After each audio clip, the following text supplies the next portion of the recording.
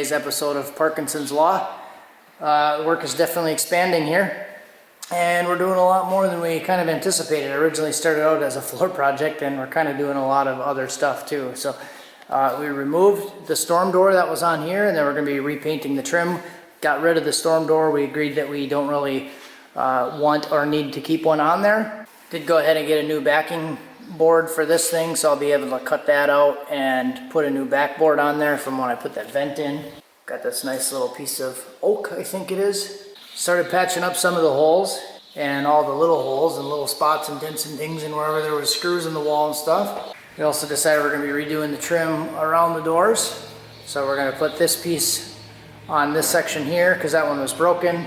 That piece is actually salvaged from this side because this one was also broken at the bottom. So we're going to be redoing the trim on the door. And it's so dim in here because I took down all the lights. So you can see that there used to be like round light fixtures on there. And then I went to these long 48-inch style lights. So what that did was it created a gap on each side of the light fixture. So I'm going to be patching the hole to close that gap up. And then we're going to be repainting the whole ceiling. I did figure out this section down here where all this loose caulk and stuff was. It's actually a big dip in the concrete. That's why there was so much caulk filled in that spot and why it separated there when the other spots didn't.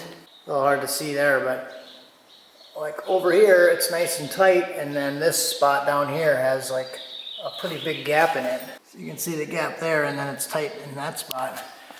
In this gap I can fit like my finger in here. So that's why there was so much caulk jammed into that spot. And there's another similar spot on this edge that has a big dip in it with a bunch of caulk. So I'm going to strip all that stuff out. And then I have like some concrete caulk filler stuff that I'm going to put into there. Other than that, we spent some time mopping last night, and because there's still so much dust everywhere. So we'll probably have to keep going through that and mopping it. Try to get it as clean as possible before putting the epoxy down. So right now I'm just working on getting the lights down. I'm going to patch that stuff. And then we'd like to have all the painting and trim and everything done today. And we kind of went back and forth on if we were just going to paint the baseboard or if we were going to epoxy the baseboard. I think what we're going to do is end up doing the floor epoxy on the baseboard. So the installation video for the company has it done on the baseboard like that, and I kind of like that. I feel like I should be able to do a thick layer of the epoxy in the corner, and then you put the flake over it, and you could probably mat that in there pretty good, and then do the clear coat over that, and you can build up the clear coat pretty thick in the corner. So I think I feel okay about that. This is the flake that we're going to be doing. It's a smoke color flake. This version doesn't have any of the black specks in it, so we wanted to kind of avoid the black flecks, but that should be good. I know the consensus is kind of to not to do the fleck because it's hard to find stuff, like if you drop a bolt on the floor or whatever, but I do like the look of it, so I'm just gonna agreeing with myself that I'm gonna do the fleck, and if I have issues finding stuff, that's my own fault. Oh, I did remount my welding outlet, so that's all secure now.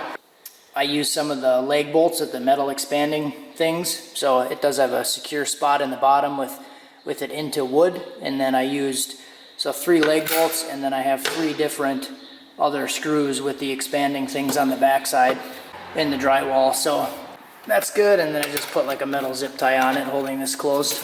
So yeah, I'm gonna stop rambling and get to work. We got a lot to do.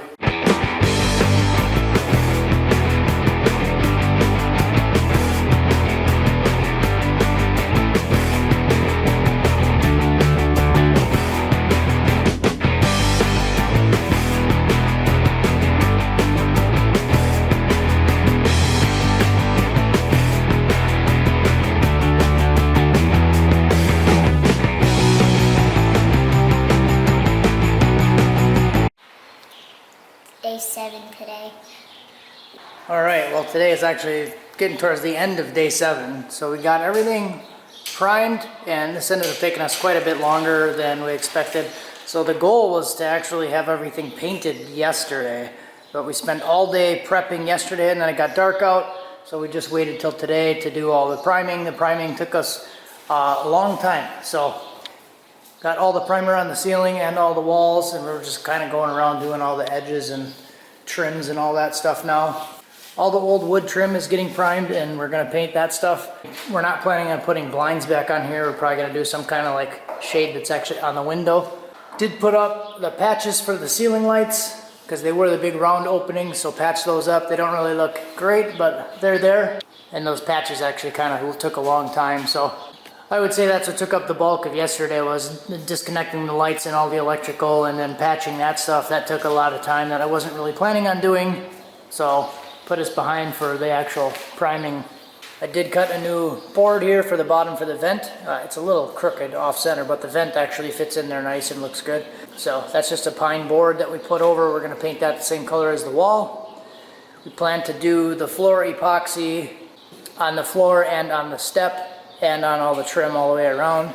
This door trim is actually turning out pretty nice because we did have that other storm door connected to it, so there was a bunch of screw holes for the frame all the way around, so we used wood filler and filled all that stuff and primed over it, and that's actually looking okay. So you have all the electrical disconnected for the garage right now. So I've just been closing it by hand. We've had this open and closed quite a few times trying to get everything primed behind here. So we're doing a lot of that by hand, all of the edges and everything. We're gonna leave the wood as it is because there's a lot of stuff connected to the wood that we're not gonna do. But other than that, that's our update for day 7. Plan tomorrow is to come out and take all the tape off. We're gonna scuff the trim on the bottom because they said that we need to scuff it and get all the shine off of it. That's what they said. They said use 120 and then scuff it so it's not shiny in any spots. Still got to do some sanding here for this little wood filler spot. We got to do all the paint, so we're going to get all the painting and everything done first, then we're going to start on the floor. So this idea of I'm going to do the floor epoxy and it's going to take me a couple days, end up being 7 days so far, and we're not even to the painting, and then we might get to the epoxy at the end of day 8. So kind of a big project, snowballed into a lot more than what we were initially expecting, but I think we'll be happy with how it's turning out, because if we did the floor and left everything the way that it looked, once we started tearing everything apart and getting everything out, we realized kind of how bad everything was. So we'll be happier with the end result. So I didn't mention it, but we did put down plastic, and I'm glad we put down the plastic because, well, we're dripping paint, obviously. But one thing that kind of sucks is when I was doing all of the filling and all the patching, the spackle stuff was falling on the floor in some spots. And then we used some orange peel spray to go over the wall where we did some of the patching so we could get the texture back.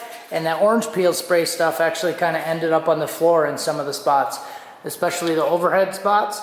So I have been going through in some areas and kind of re-scraping the floor, which kind of sucks because we just spent a whole lot of time cleaning and re-scraping, and then there's stuff that fell back onto the floor and now we got to re-clean it again. We've also been mopping the floor. We've probably done like 2 full times that we've mopped it to try to get all the dust up, and there still seems like there's a lot of dust. So obviously we're gonna just try to get everything as clean as we can. The instructional video for the kit for the epoxy of the floor just says vacuum the floor, so we're going farther than that, just and sweeping and actually mopping the floor, but we're still getting like dust that's collecting over time and having to keep cleaning dust. So after all that stuff that we do tomorrow, like the painting, the sanding, all that stuff, we're gonna clean everything really good and then go through and mop everything again, let it dry, and then we'll start doing the epoxy.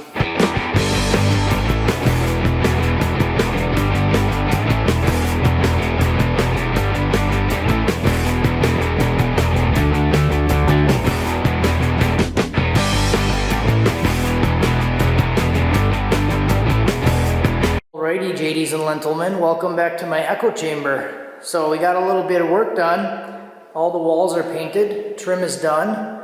Everything looks a lot nicer than it did. Got the TV back up. We did light gray on the walls, and we still got white on the ceiling.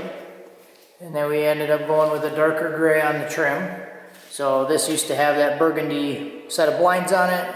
Now it's all dark trim. We got the dark trim around all the doors, but now the doors kind of look like a yellowish color, so we're actually going to paint the doors too.